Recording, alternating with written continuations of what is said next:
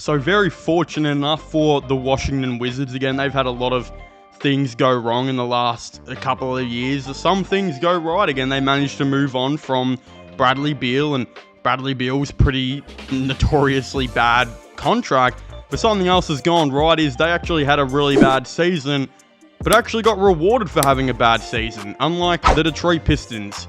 Shout out the Detroit Pistons if you're a fan of them.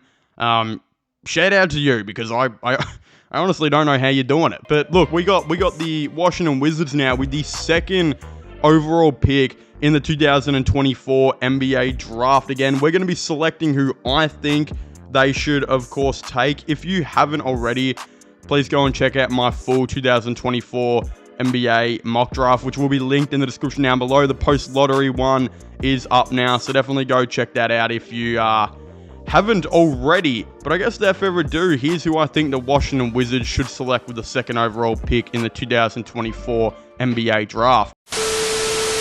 Now, with the second overall pick, we have the Washington Wizards, and I've seen almost everybody and their dad take a different player with this pick. I think they obviously really wanted Sarr. Unfortunately, they can't get him, as I have him going number 1 overall.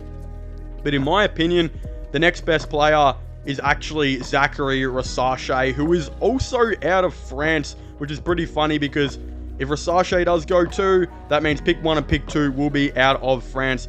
Again, Risacher is a 6'10" wing slash forward. Again, extremely long arms, insanely efficient three-point shooter, which is very impressive for his age. He's also been efficient against professional competition, which we know, like Alexander Sarr, he has played against. He's a great passer. He can execute those really tough passes. On offense, he's just really good, not only with his passing, but his ball movement, his spacing, the mid-range shot. And then if we look at the other side, his defense. Great off-ball defender. He clogs up the passing lane, switches really well, and is a good help defender when needed. Not only is he good off-ball, but he also is really good on-ball, and he can stick with some of the smaller players at that shooting guard position if he really needs to. He's great with dealing with wings, great with dealing with forwards as well, and he's obviously played professional competition. And again, that's obviously going to translate to the NBA. Unfortunately, unlike Sarr, there is one or two downsides with, I think, Risacher. Again, reports say he does struggle with guarding bigger players. He is coming in pretty skinny, but I think that really doesn't matter, because in the NBA, you give him a year or two in the weight room, and he will be able to guard those stronger players in no time. So I don't see that being too much of a downside. The only one which I don't like is he isn't exactly the most athletic guy, and it might take him a bit of time to convert to the pace and athleticism that is in the NBA.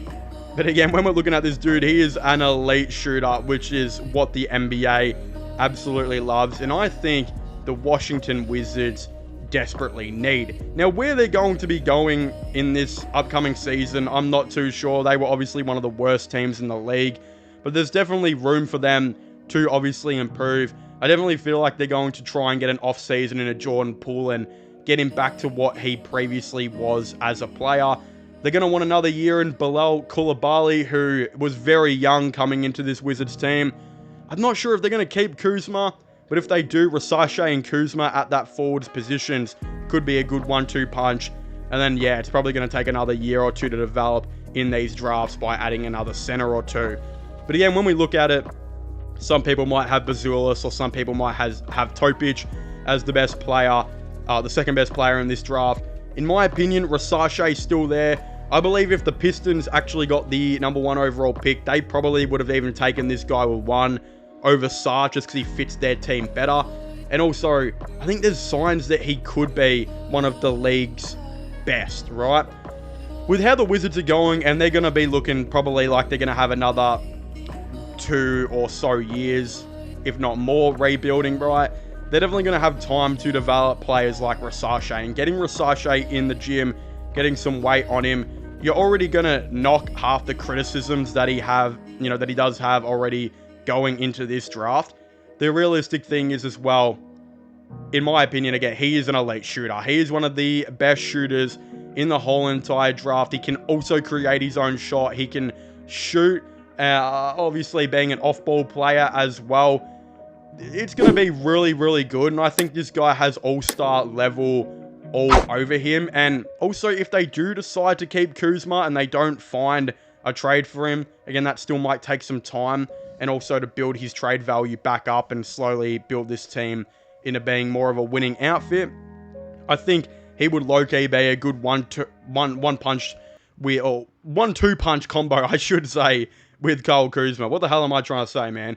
I think they would actually work really well together at that forward positions. Of course, Koulibaly at that 2, I think, as well. And that's a really tall team. Like, Koulibaly at the 2 is very tall. Risacher 6'10", playing the small forward position, which is tall. And then again, Jordan Poole. Do they want to go with him at point guard? Maybe. He's more of a shooting guard, obviously. But low-key, a team of Poole at the 1, Koulibaly at the 2, Risacher at the 3, and Kuzma at the 4. It's not too bad. They obviously are still very young, very immature, need to develop as a team. Obviously getting a center in as well. But yeah, that's not that bad. And I actually think the Washington Wizards would really like that. And that's why I've got them taking Risacher with the 2nd overall pick. But of course, if you haven't already, I'd really like to know what you guys think about my official 2024 NBA mock draft top 5 picks. Definitely don't forget to comment your thoughts and opinions on these down below. Subscribe to my gaming channel, of course. Subscribe to my IRL/vlogging channel. And subscribe to this channel if you haven't already, so you don't miss out on any more NBA videos and all the latest draft content, this and that. Again, I highly appreciate you guys and how you guys have been around for all these draft videos. It's been absolutely awesome to make them. I've got a ton more coming out, so definitely stay tuned for that. But of course, again, if you haven't already, please make sure to leave a like, subscribe, and comment. And I'll see you guys next time. Goodbye.